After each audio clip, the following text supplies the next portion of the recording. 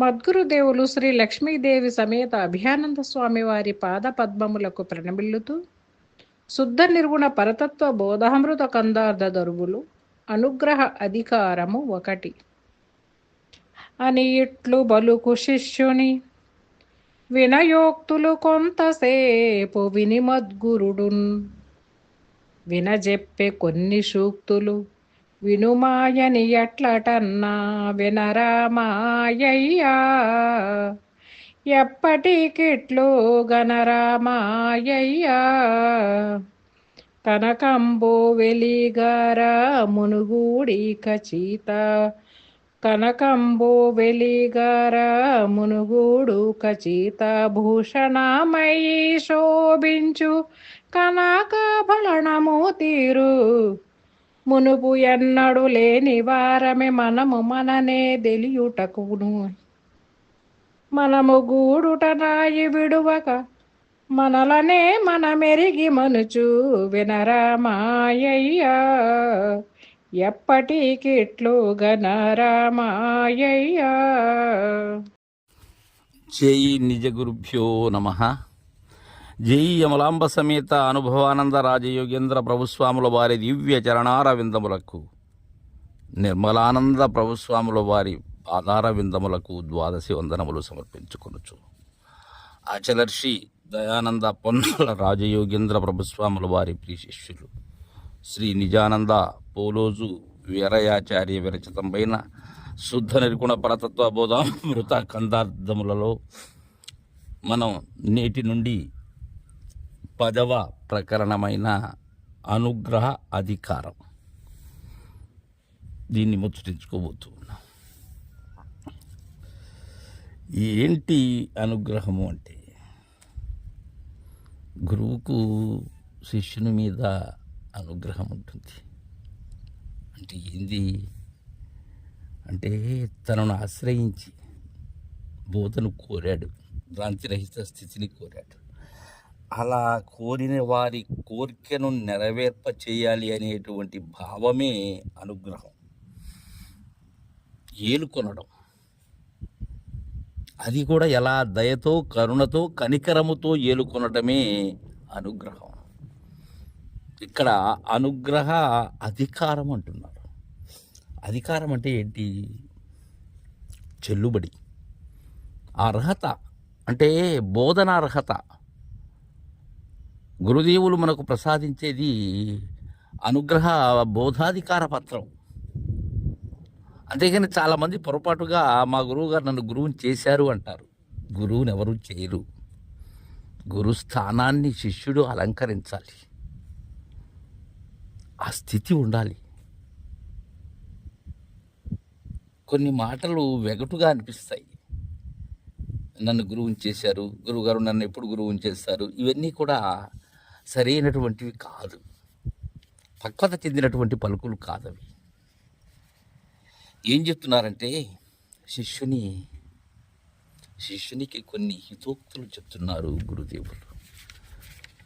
అని ఇట్లు పలుకు శిష్యుని ఏం పలికారు? గతంలో శిష్యుని విజ్ఞాపనలో శిష్యుడు అన్నాడు, గురుదేవా నా తెర తొలగినది. ఈ తెర తొలగక ఎన్ని యుగాలు గడిచిపోయాయో, ఇప్పుడు అది సున్నయింది. ఉన్నదానిలో నేను లేనివాడనయ్యాను. ఇక నాకు ఉన్నది మీ చరణ సేవ, మీ పదసేవ తప్ప ఇక ఏమీ లేదయ్యా. మిమ్ము విడిచి అరగడియ కూడా ఉండలేను అని ఇట్లు పలుకు శిష్యుని వినయోక్తులు కొంతసేపు విని మద్గురుడున్. అలా అతి మధురంగా ఉన్న యథార్థాన్ని తెలియచేసేటప్పుడు ఆ పలుకు ఎంత రుచిస్తుంది అంటే అది దానిని మించినటువంటి మాటలు ఉండవు. మాటలకు అందనటువంటిది అది. అలాంటి స్థితిలోకి వెళ్ళాడు గురువు. కొంతసేపు విని అవి ఏంటవి వినయోక్తులు. అత్యంత వినయం, నక్క వినయం కాదు. తెచ్చుకున్న వినయం కాదు, వినయమే శిష్యుని రూపుదాల్చి ఉన్నది అక్కడ. విని మద్గురుడు ఆ గురుదేవులు వినజెప్పే కొన్ని సూక్తులు శిష్యుని ఆదరించి కొన్ని మాటలు చెప్తున్నారు. సుభాషితాలవి, మనకు కావలసిన వృత్తాంతములవి, మంచి మాటలు, మేలిమి మాటలవి. వినుమాయని ఎట్లటన్నా వినరామాయ్యా, ఎప్పటికిట్లు గణరామాయ్యా. కుమారా, నేను కొన్ని విషయాలు నీకు, అంటే నీవు ఎలా నడవాలి అనేటువంటి విషయాన్ని చెప్తాను. ఇప్పటి వరకు బోధ చెప్పాను. తదుపరి ఎలా ఉండాలి నీవు మనుజ సంఘంలో, అవి ఎలాంటివి కాబట్టి వాటిని విను. ఎప్పటికీ కూడా నేనేవైతే చెప్తున్నానో ఆ హితవచనాలు అలానే దర్శించు, వాటిని ఏమరుపాటుగా కూడా మరువకు.